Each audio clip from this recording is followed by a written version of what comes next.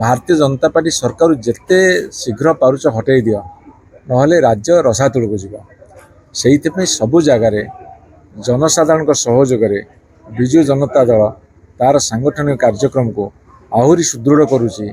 जे लोक मानकर आशा आकांक्षा भरोसा को चरितार्थ करने। विजु जनता दल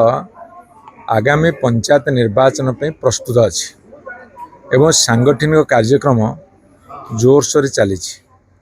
ए परिप्रेक्षी में आज जलेश्वर ठारे मान्यवर विधायक अश्विनी पात्र नेतृत्व में युवक मानकर ट्रेनिंग कैंप हो प्रशिक्षण शिविर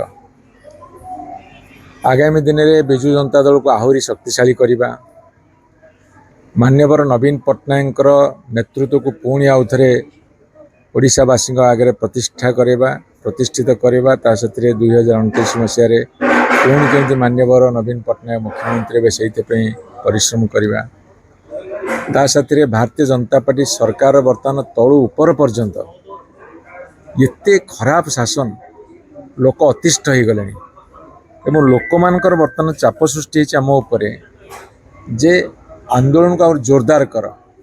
भारतीय जनता पार्टी सरकार जिते शीघ्र पारुच हटई दियो नहले राज्य रसातल को जीव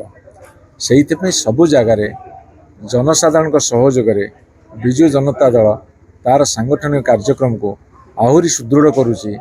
जे लोक मानकर आशा आकांक्षा भरोसा को चरितार्थ करने माने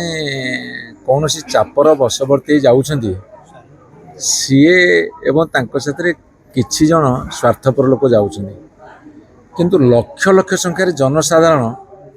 प्रतिदिन विजु जनता दल कि सरकार को आसब